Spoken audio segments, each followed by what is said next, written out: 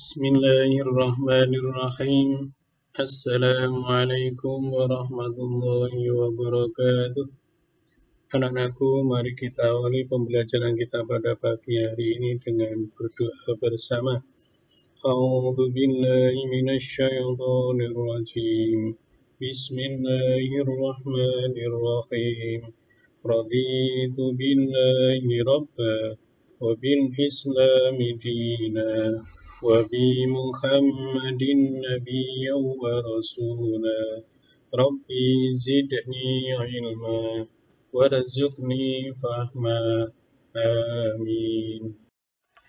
Baik anak-anakku, sebelum pembelajaran kita mulai, Pak Guru mengingatkan agar kita senantiasa mentaati protokol kesehatan dengan senantiasa mencuci tangan dengan sabun, memakai masker, menjaga jarak, dan mengurangi aktivitas di luar rumah yang kurang bermanfaat.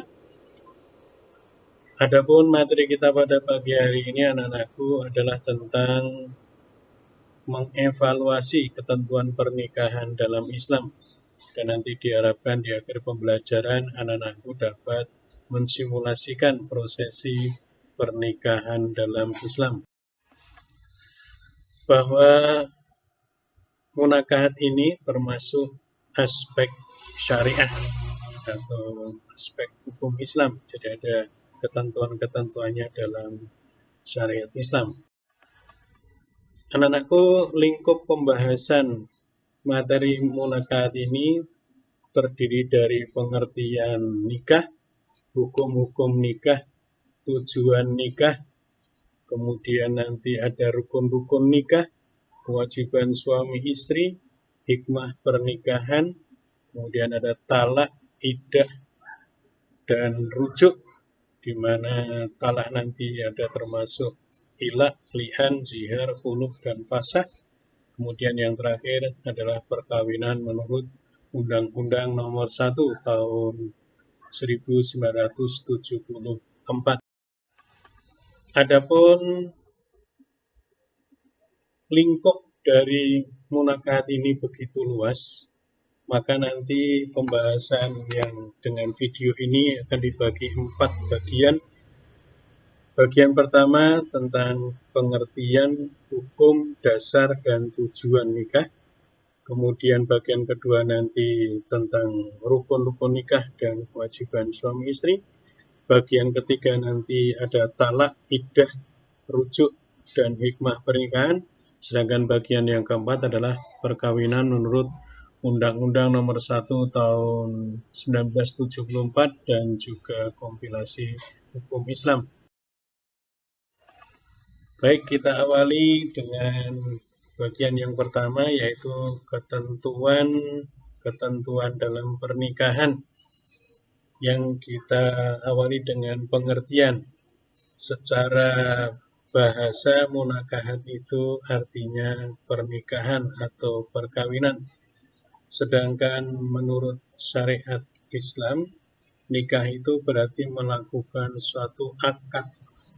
Akad itu perjanjian atau ikrar untuk mengikatkan diri antara seorang laki-laki dan seorang perempuan, serta menghalalkan hubungan kelamin antara keduanya dengan dasar sukarela dan persetujuan bersama demi terwujudnya keluarga yang bahagia yang diridhoi oleh Allah Subhanahu wa Ta'ala.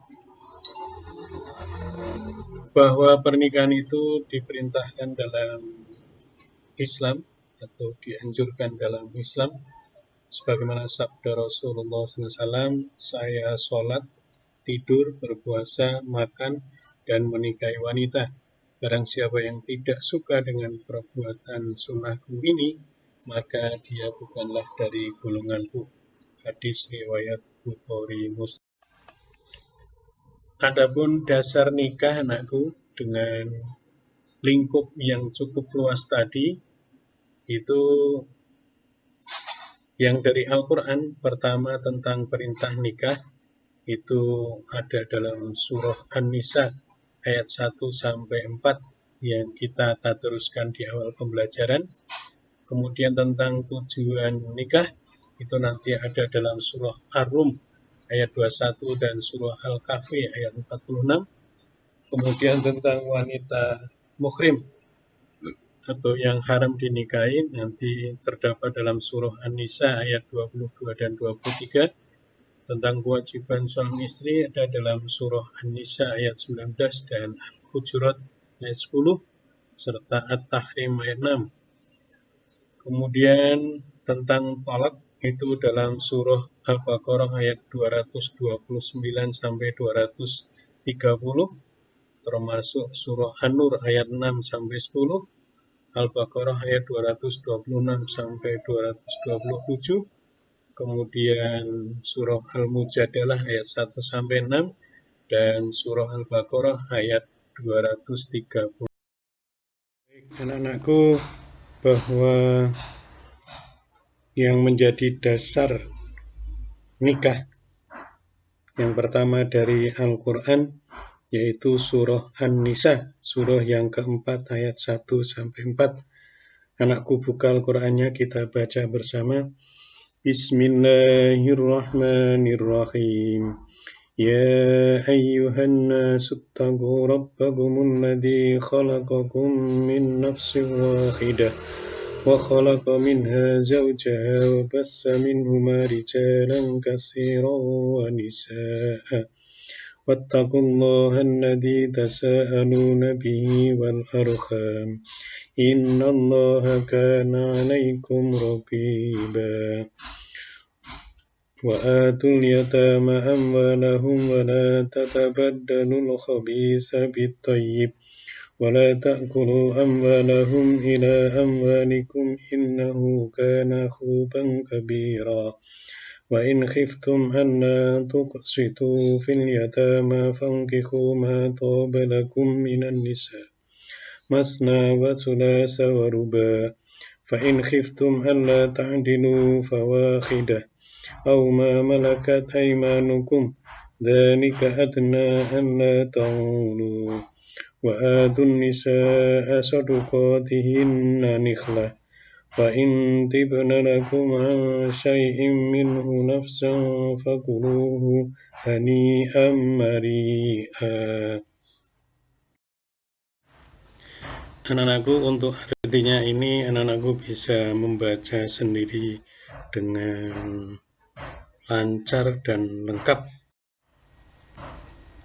Dan ini adalah hadis yang menjadi dasar nikah, yaitu diriwayatkan oleh Imam Bukhari dan Muslim.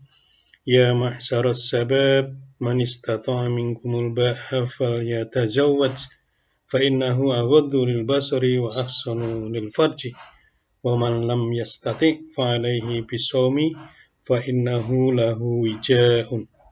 Muttafaqun alaih. Hai para pemuda, barang siapa yang mampu di antara kamu serta berkeinginan untuk menikah, hendaklah ia menikah. Karena sesungguhnya pernikahan itu akan memejamkan mata terhadap orang yang tidak halal dilihatnya dan akan memelihara dari godaan syahwat. Dan barang siapa yang tidak mampu menikah, hendaklah berpuasa. Karena akan berpuasa, hawa nafsu terhadap perempuan akan berkurang. Hadis riwayat Bukhari Muslim. Dan yang menjadi dasar tujuan nikah yaitu surah Ar-Rum ayat 21. Anakku buka lagi Al-Qur'annya, kita baca bersama. Bismillahirrahmanirrahim. Wa min ayatihi an khalaqalakum min anfusikum azwajan litaskunu ilaiha wa ja'ala bainakum mawaddatan wa rahmah inna fi dzalika laayatan liqaumin yatafakkarun.